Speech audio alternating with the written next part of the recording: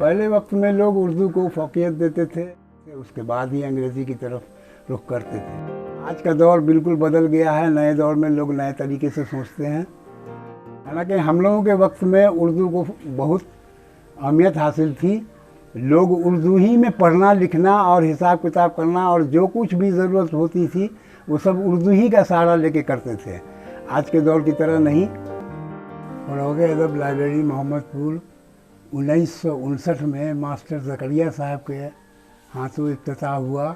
ये फूस के मकान में चालू की गई, मिट्टी का मकान था। बहुत दिनों तक उसमें चली, काफ़ी ज़ोर शोर से चली। पहले इसका नाम फरोग़ उर्दू लाइब्रेरी रखा गया, बाद में उसको तब्दील करके फरोग़ अदब किया गया।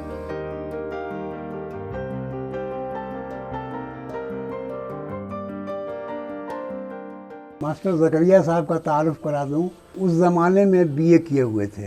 एक ख़याल उनके दिल में आया कि तालीमी मेयार को थोड़ा ऊपर उठाने के लिए पढ़ने पढ़ाने का सिलसिला जारी होना ज़रूरी है। तो गांव के लोगों को की मदद से उन्होंने इस लाइब्रेरी को बनाया। उस वक्त में, जिस वक्त में हम लोगों को हैंड ओवर की गई लाइब्रेरी, तो सिर्फ 300 कुछ किताबें ही मिली थी और पैसे के मामले में 100 या 150 रुपया जो है वो बैंक में बैलेंस था। हालांकि कुछ नहीं था लाइब्रेरी में, न कुर्सी थी, न टेबल था, न अलमारी थी, किताब भी कम थी। हम लोगों के वक्त में 2300 कुछ किताबें हम लोगों ने इकट्ठा कर ली थी। पैसे का भी इंतज़ाम हम लोगों ने गांव के लोगों से चंदे की शक्ल में या कुछ कब्रिस्तान के ज़रिए से दरख्त वगैरह बेच करके इकट्ठा किया और किताबों का ज़ख़ीरा पूरा किया।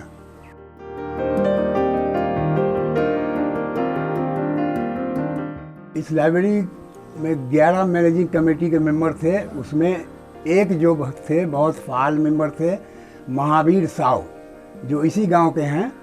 उनका काफ़ी ताउन रहा, उन्होंने काफ़ी मदद की और हर काम में उन्होंने बढ़ चढ़ कर हिस्सा लिया।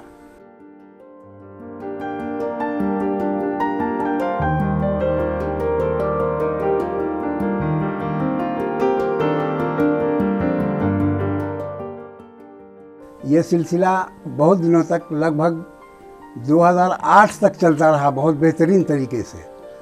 8 के बाद से लोगों ने इसकी तरफ ध्यान देना कम कर दिया और नतीजतन आखिरी वक्त तक लाइब्रेरी बंद हो गई। सन 2008 तक मामला सब कुछ बहुत अच्छा चलता रहा। मतलब मेंबर भी थे, बाज़ाब्ता मीटिंग भी हुआ करती थी, जो पढ़ने वाले जो थे रीडर्स भी आया करते थे, किताबें भी इशू होती थी।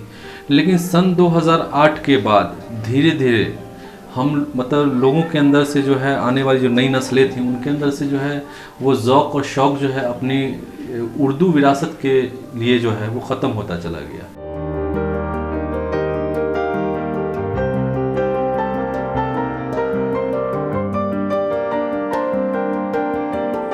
अभी की नई नस्ल वाले कुछ लड़के, अल्लाह उनको तौफीक दे, वो कोशिश कर रहे हैं कि इसको ज़िंदा किया जाए, इसको फिर पटरी पर लाया जाए। वो जो ज़ौक़ और शौक़ जो एक उर्दू को लेकर के था, क्योंकि यहाँ ज़्यादातर जो किताबें थीं वो उर्दू लिटरेचर से जुड़ी हुई थी, उर्दू हिस्ट्री से जुड़ी हुई थी। तो दुनियावी तालीम की तरफ जो है लोगों का रुझान हुआ, अंग्रेज़ी और हिंदी की तरफ रुझान हो गया। तो उनके अंदर से ये चीज़ें जो है धीरे धीरे फ़िक्र ख़त्म होती गई कि हमें इस लाइब्रेरी को ज़िंदा भी रखना है।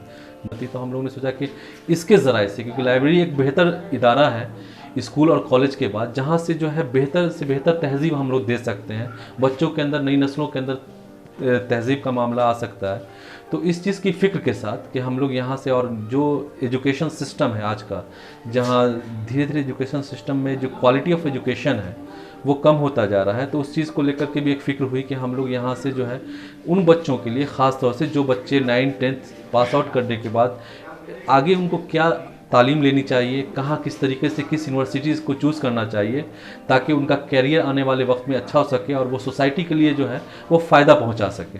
तो इस फ़िक्र के साथ हम तमाम लोगों ने, गाँव के लोगों ने जो है वो इस इदारे को दोबारा से स्टार्ट किया है। और यहाँ पे अब हम लोग चाह रहे हैं कि धीरे धीरे यहाँ पे जो है कम्पिटिटिव एग्ज़ाम को लेकर के जो है तैयारी हो। यहाँ जनरल कॉम्पिटिशन्स के बुक्स हैं, डिक्शनरी है अवेलेबल है, और हम अपना टाइम पास जो अभी लॉकडाउन के कारण यहाँ आते हैं और दिन सुबह से मॉर्निंग से लेकर और जब तक क्लोज़ नहीं होता है अपना समय यहाँ गुजारते हैं और बेहतर ढंग से कई हमारे फ्रेंड्स और छोटे बच्चे बड़े हैं बुज़ुर्ग हैं कुछ पेपर पढ़कर अपना टाइम पास करते हैं, कुछ बुक पढ़कर, और कुछ जो एजुकेशन से जुड़े हुए अभी बच्चे हैं वो अपना एजुकेशन से यूज़फुल अपना बुक्स को यूज़ करते हैं।